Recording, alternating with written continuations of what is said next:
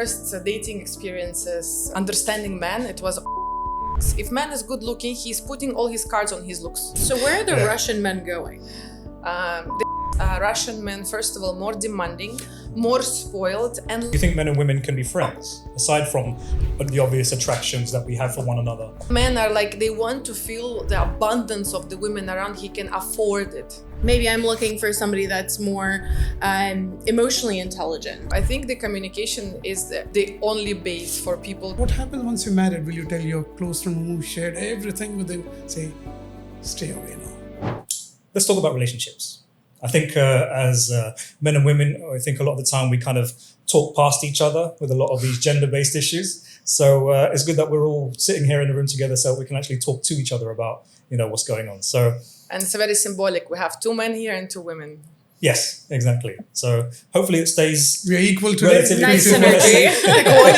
Let's see how we Non-biased, go. absolutely no heavyweights out here. So as simple as that. So ladies, talk to us about your current experience with the opposite sex. Where are you at this moment in time with, let's say, dating, relationships? What's your point of view on where everything is with the genders at the moment? Would you like to start, Sabrina? Or Sure. I guess it's been a long journey. I'll tell you that. From my 20s to my 30s, just experiencing the opposite gender has been a growing and a learning process because we function a little bit differently. Man's brain versus women's brain, that has a lot of impact about it. And just now understanding the masculinity versus the femininity and how we both encompass both sides. Xenia, where are you? Where are you at the moment? Tell us. at the moment, I've been in the UE for almost 21 years. That's the first thing. That actually puts me in the position that I've had experience technically only with people who's outside my country. Okay. Because I came quite young over here. So my first dating experiences, understanding men, it was all basically with the different nationalities. I can say in UE, I have never dated or was in a relationship with a Russian-speaking person. Okay. So Do you think that's an intentional thing? You tend to steer away from familiarity, or is that something that you don't think about? yes, I would say yes. It's not like I have anything against my own nationality, but I do see a drastic difference in the attitude to women. Okay. And I do see this coming from maybe not particularly their evil intentions, but the situations in the countries which I was actually addressing in the previous podcast about the CIS countries, which because of the, situations in the countries, political and, the Second World War, let's say, technically women were growing up men like princesses, Right. let's say this way.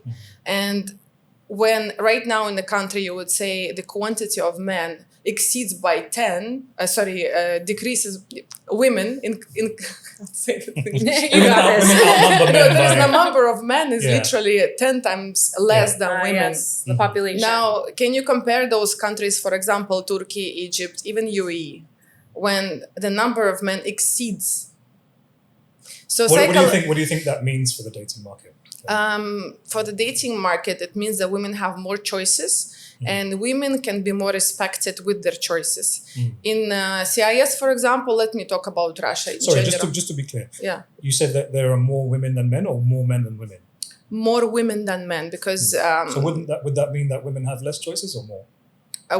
I was talking about those countries where the number of men exceeds. That's where Oh, the I see. choices Okay, you're not are, talking yeah. specifically about But when we UAE. talk Okay. about Russia, there's less men. So, for example, for one man, there is a 10 to 15 women in average.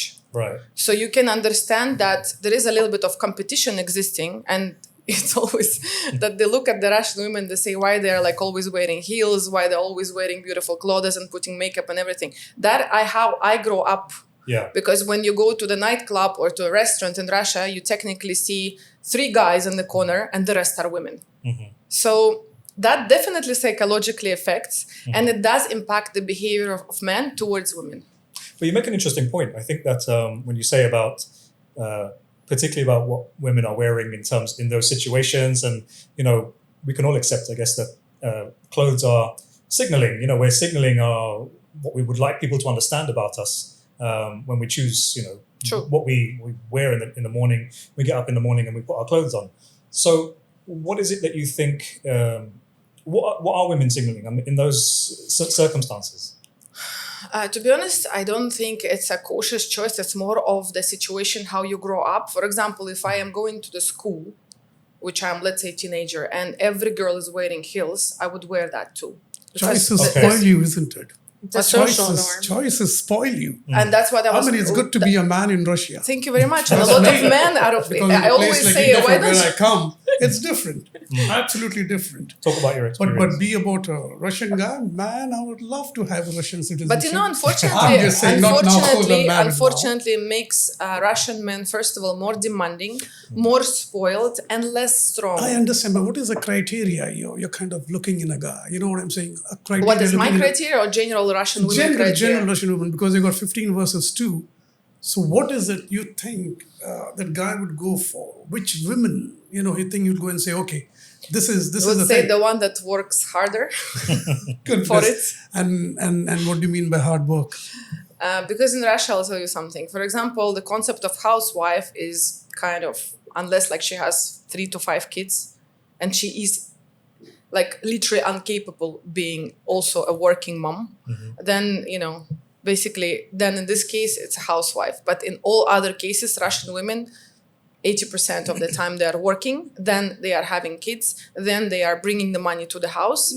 And, they're just being, that's what is a little bit of, contradiction, because why would women go for all of this at the same time? But because also, it's a way more than men has. Also, when you know you've got a limited choice, and I'm just, when you know you have a limited choice, in say, for example, looking for a particular nationality. Yeah.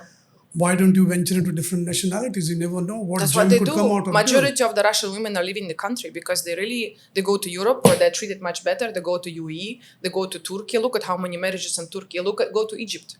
How many Russian women are married to Egyptian men? Even though Egyptians, they have not the best also. We had that in the previous podcast. So where are the Russian men going? They basically stick Indians. usually to Russia.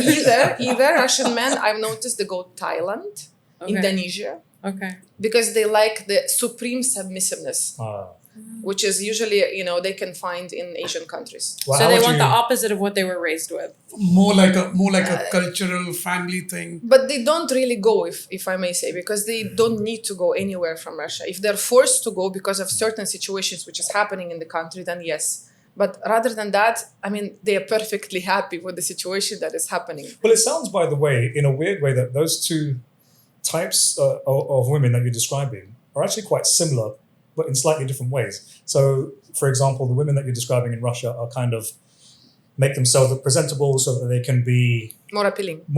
Yeah. Right? And there is a level of submission to that, I guess. And so I guess when you're talking about the super submissive type in other parts of the world, like the Far East, like what these men are looking for, that's a different type of submission. I don't know how would you describe that? Is it waiting on your partner's hand and foot? Is it cleaning up after them? Is it doing their laundry? Is it what does it look like, that type of submission? And what do you think of submission? I would say the inability to go for a more higher value woman forces men to just go for women with the less demands. We talk about financial, we talk about characteristics like, for example, arguments. You can find a lot of Asian girls are not arguing at all. Okay. A lot. Really? That's what I've seen. I'm talking about like Thailand, like Philippines, like, you know what I mean? Like, for example, some ladies are so smooth and so, let's say, giving and caring. That's the skill of being smooth. I agree with you. How to and that control works. your man. And that's the skill. That works. Seriously. That works. But however, at the same time, when you're growing up in the society where you're equal to the men, in the school, for example, we are taught the same things. We get the grades. So the competitiveness, it's already built from that time.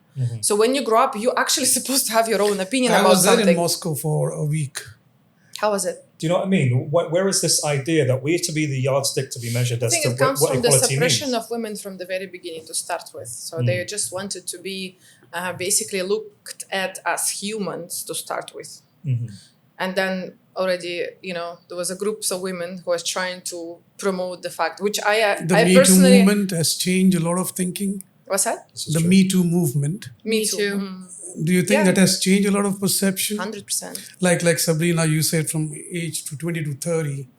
Are you willing and open looking into other cultural men, other nationalities? And have you come across someone, say for example, whom you like, and after a first or second date, you said, this kind of doesn't suit my culture, because I always believe culture is something which is ingrained right from day one since you're born, isn't it?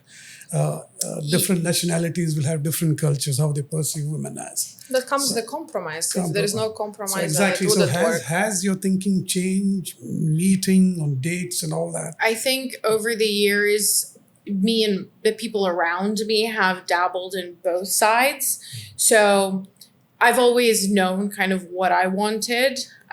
Even if I did try to go outside of the spectrum, I always end up going back in just because it made sense for me in the way that I think and what I was looking for.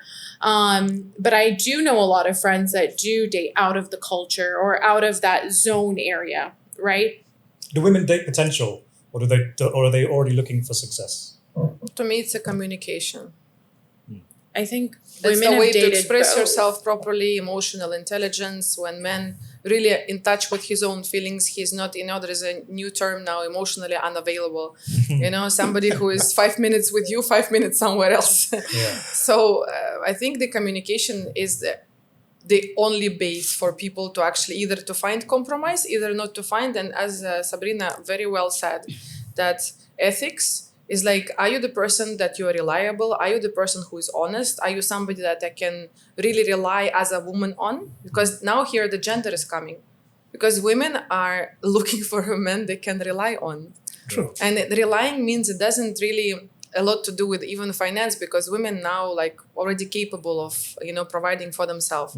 But there is always an emotional kind of pairing with a man that makes a difference, because we all know even two friends together, it's a two heads, not one. Men and women, it's two opposites, but at the same time very much complementing each other if they're not going against their features. So speaking about the successful woman, do you feel as if, or do you think that strong, successful women, are they, to men at least, are they intimidating or is it unattractive? I'm Which sure one do they you are. think it is? I'm sure they are.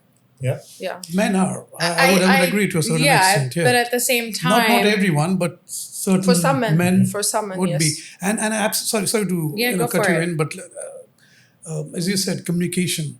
You see, most of the marriages, initially it's good when you're dating. The communication is strong and blah blah, all this kind of stuff. But also Said- it takes two, isn't it? it takes two. Absolutely, I agree with you. Because if you would have a Communication woman who is is the not key. listening, the woman who would not understand what you're trying to say, Yeah. it wouldn't work also. Exactly.